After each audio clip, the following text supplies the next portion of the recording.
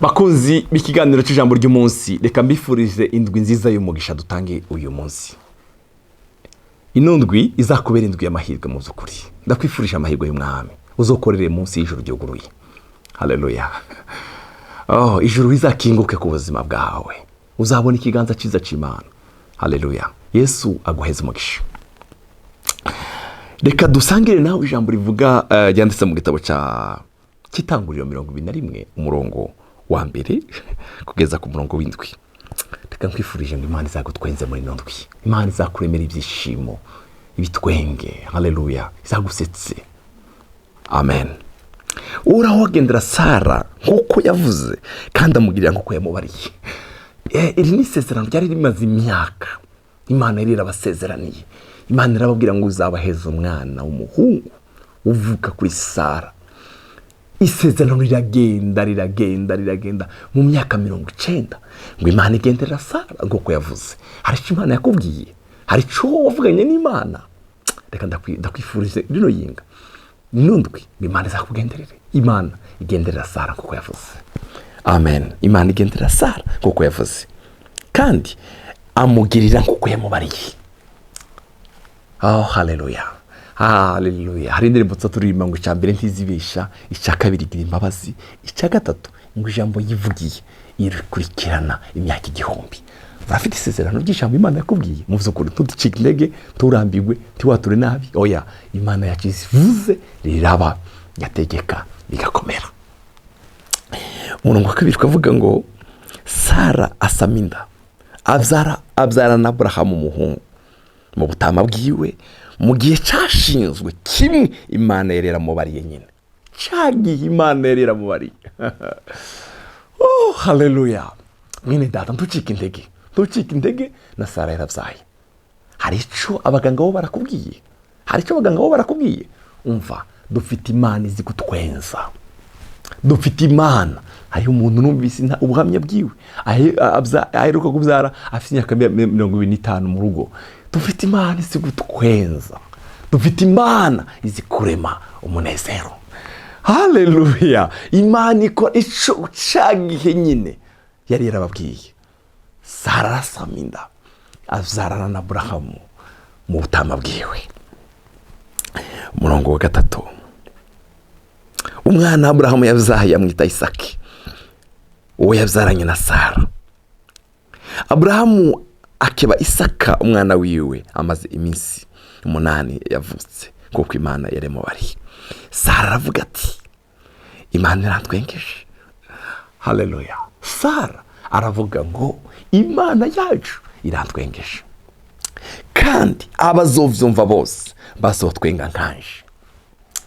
Amen. Reka ndakwifurije ngo Imana ikunezeze, Imana ikuremera ibitwenge, Imana igutwenze. Bene data, birashoboka ko Imana ishobora kugutwenza.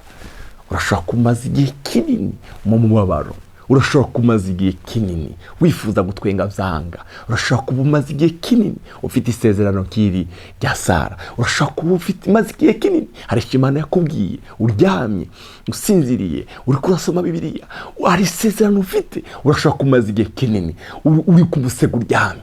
Turafite Imana ishobora kugutwenza ikaguhagurutsa ku icyo gitanda. Turafite Imana ishoboye.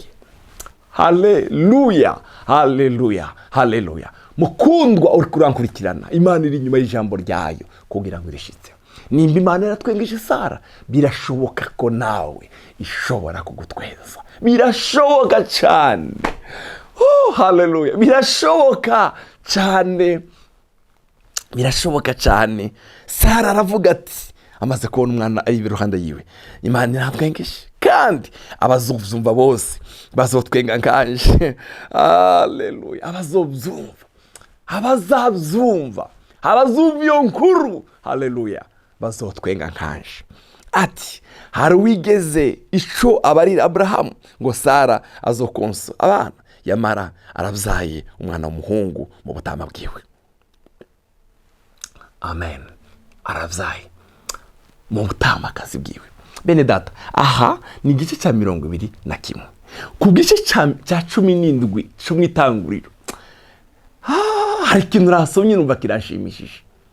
Imana yaba mbere y'uko isezerano rishika imana yabanje kubwira Aburahamu, hindura izina rya Sara.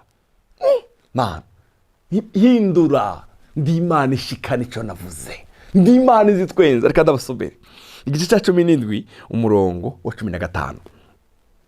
Imana ibarira Aburahamu iti, Sarayi umugore wawe ntubukimwita Sarayi ukundi, ariko umwite Sara. Hindura haleluya, hindura izina, nzomuha umugisha, ndeke nguhe umwana kuri we. Ni koko nzomuha umugisha, kandi azoba inakuruza w'amahanga, abami b'amoko bazokomoka kuri we. Amen. Azoba nyirakuruza w'amahanga. Muhindura izina. Ijambo ryanshimishije ku murongo wa 17. Maze Aburahamu arapfukama, arunama, aratwenga, araseka nawe, yivuganiriza mu mutima wenye ati, mbega umwana yobyagwa numaze imyaka 100, na Sara amaze imyaka 90, yoba kibyara? Aburahamu abwira Imana ati, icomba Ishimayeli agakomera, akaba imbere yawe, akaba imbere y'inyonga zawe. Aburahamu atangira kumvisa Mana, Ishimayeli nabyaye kuri Hagayi, icomba akaba mu nyonga zawe. Ariko ngo ndabona uyu mugore Sara afite imyaka 90, ariko niba ari Imana yavuganye nawe, Imana izakishitsa. Haleluya. Umurongo wa 19 uravuga ngo Imana iramwishura ati, oyaye, ariko kuri Sara umugore wawe niho uzobyara ubwana, kandi uzomwite Isaki. Nanje nzokomeza isezerano ryanje nawe, ngo ribe isezerano ridashira ku rubyaro rwiwe ruzovuka hanyuma. Kandi no kubwa Ishimayeli ndakumviye. No Ishimayeli nawe uramusabiye umugisha, nawe ndakumviye. Raba ndamuhaye umugisha, kandi nzamuha kurondoka, ndamugwize cyane, azobyara abatware 12, kandi nzomuhindura ubwoko bukomeye. No kuri Ishimayeli nyine nawe waruvuze, nawe nzamukomeza, ariko isezerano ryawe rikurinde, rikuri Sara. Bene data, nimba hari icyo Imana yavuganye nawe, ukomeze wizere. Hari umunsi Imana izagutwenza, hari umunsi utazi, umunsi Umwami Yesu azagutwenza. Hari umunsi nawe uzovuga ngo uhoraho arantwengeje, kandi n'abazumva nabo bazotwenga ngawe. Umva, Imana yabwiye Aburahamu haruguru, aha nako ndasoma 17, yaramubwira ngo hindura izina, ntubukimwita Sarayi, ahubwo umwita Sara, kuko isezerano riri hafi. Ngo arunama mu mutima we, ngo araseka, aravuga, Mana, jewe mfite imyaka 100, uriya mudamu imyaka 90, yoba kibyara? Bene data, nta kindi Imana yakubwiye itazoshikana. Haleluya. Hari ijambo nasengemo mu gitondo rivuga ngo kubw'abantu hari ibidakunda, ariko ku Mana Sara arashobora kubyara. Ku Mana Sara birashobora gukunda akabyara.